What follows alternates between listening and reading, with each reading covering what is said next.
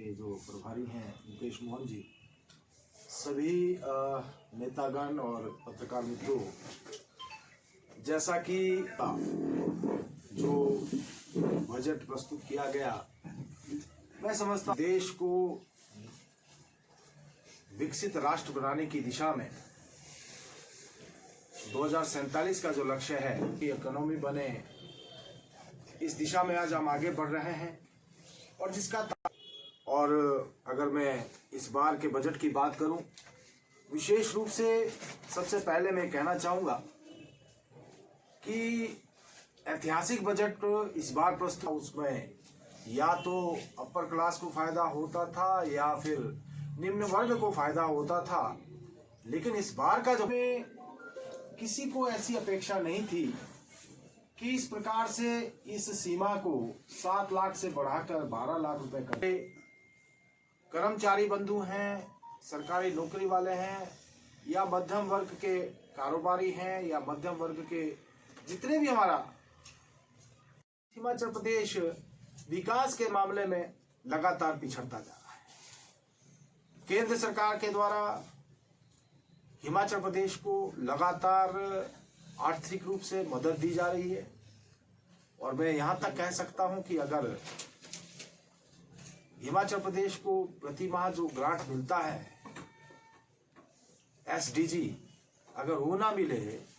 तो हिमाचल प्रदेश में तो कर्मचारियों को तनख्वाह और पेंशन के भी लाने पड़ते हैं। और मैं आज ही पढ़ रहा था, आपके माध्यम से ही, अखबारों के माध्यम से ही पढ़ रहा था, हमको ऐसा भी हिमाचल प्रदेश में ज्ञात हुआ जो केंद्र से हिमाचल प्रदेश को विभिन्न विकास की योजनाओं के लिए पैसा मिलता था, उसको अन्य क्षेत्रों में डाइवर्ट कर दिया जाता था। जैसा कि रामपुर का ही विषय ध्यान में आया कि 2023 में जो बाढ़ हिमाचल प्रदेश में आई थी, उसका जो पैसा हिमाचल प्रदेश को मिला था,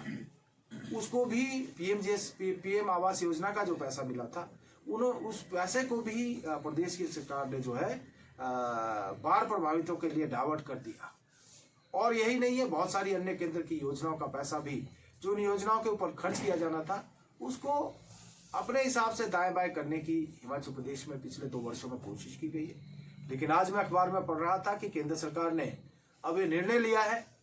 कि जो भी केंद्र की योजनाएं हैं, उनका सीधा पैसा योजनाओं के लिए बैंक खातों में आएगा। पहले ट्रेजरी में आता था, और हिमाचल की ट्रेजरी की तो यह बात है कि हिमाचल में तो ट्रेजरी बंद होने की नौबत बार बार आ रही है। लेकिन आने वाले समय में जो भी पैसा अब आएगा वो प्रदेश की ट्रेजरी में ना आकर सीधा योजनाओं के लिए बैंक के खातों में आएगा। अर्थात जो विकास के काम जिसमें कि प्रदेश सरकार अपने हिसाब से उसमें दाएं बाएं करने की कोशिश करती थी, अब केंद्र सरकार ने यह निर्णय लिया है कि इसको सीधा योजनाओं में दिया जाएगा, और इसका लाभ हिमाचल प्रदेश की जो विभिन्न केंद्र की योजनाएं चल रही हैं उसमें जो है केंद्र की योजनाओं को फायदा मिलने वाला है। जैसे कि जल जीवन मिशन में लक्ष्य इस बार रखा गया है कि आने वाले समय में इन 5 सालों के दौरान और देश में कोई भी घर ऐसा नहीं हो जहाँ की नल के माध्यम से जिन घरों को पानी न दिया जाए।